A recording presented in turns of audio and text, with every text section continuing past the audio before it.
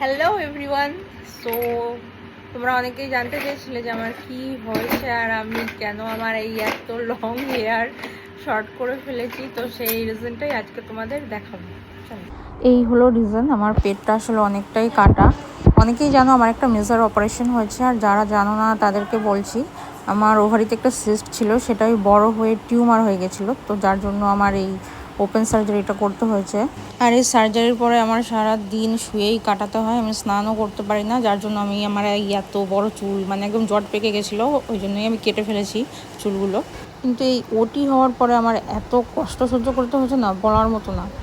ওটি হওয়ার 7 দিন পরে বাড়ি এসেছিলাম, আর 1 উইক পরে আমার সেলাই কাটার ডেট দিয়েছিল। তো সেলাই কাটার ডেটে গেলাম, সেদিন বলল যে আমার ওপরে শুকিয়েছে, নিজের দিকে শোকায়নি।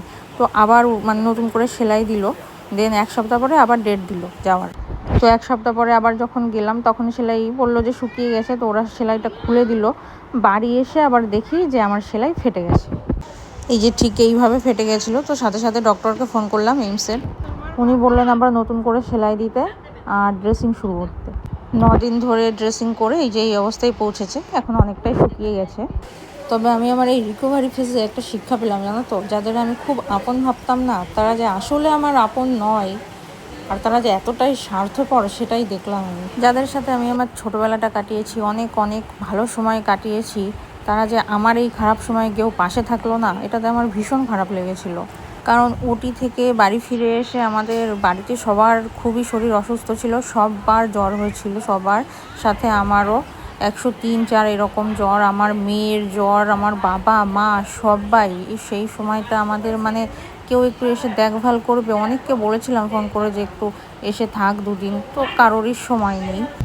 আসলে যখন খারাপ সময় আসে না, তখন চারিদিক থেকেই খারাপ সময় আসে, আর কাছের মানুষগুলো অনেক দূরে সরে যায়। কিন্তু তবুও এই খারাপ সময়ে আমার বড় মাসি, আমার মেজো মাসি, আমার জেঠিমা আর আমার ছোটো মাসি যেভাবে আমাদের মানে দেখভাল করেছে, তাতে ওদের কাছে আমরা অনেকটাই ঋণী হয়ে গেছি। আর এই ঋণ আমরা কোনোদিনই শোধ করতে পারবো না।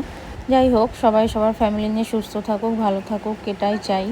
আর অনেকের সাথেই এখন ডিস্টেন্স মেনটেন করে চলার চেষ্টা করব, কারণ ওই যে বললাম, আমি অনেককে আপন ভাবি, কিন্তু তারা তো আসলে আমাকে আপন ভাবে না।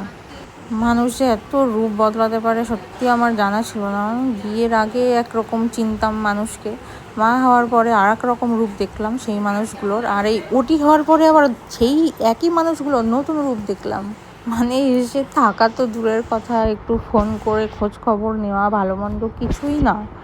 মানুষ এতটাই স্বার্থপর হয়ে যায় সত্যি। হয়তো মানুষ এমনই, হয়তো আমি একটু বেশি এক্সপেক্ট করে ফেলি সবার থেকে, কি জানি। অ্যাকচুয়ালি শরীর খারাপ থাকলে মনটাও তো খারাপ হয়ে যায়। তখন মনে হয় পরিচিত মানুষগুলো কাছে বসে একটু মাথায় হাত বুলিয়ে দিলেই বুঝি সুস্থ হয়ে যেতাম।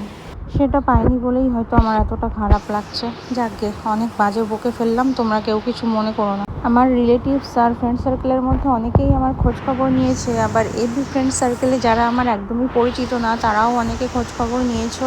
আর যার কথা না বললেই নয়, যে আমার একদম প্রথম ডক্টর দেখানো থেকে শুরু করে এই ওটি জার্নি অবধি পুরো সাথ দিয়ে গেছে, সে আমার ওয়ান অ্যান্ড অনলি একমাত্র বর।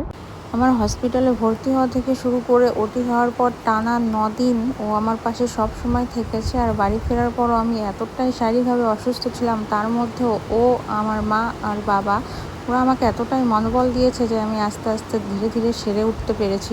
এই যে আমার কুচকু কুচকু টাকা মোটামুটি ভালোই আছে, বাড়ির সবাই সুস্থ আছে, আর আমিও আশা করি 1 সপ্তাহের মধ্যে সুস্থ হয়ে যাব। So that's it, tata.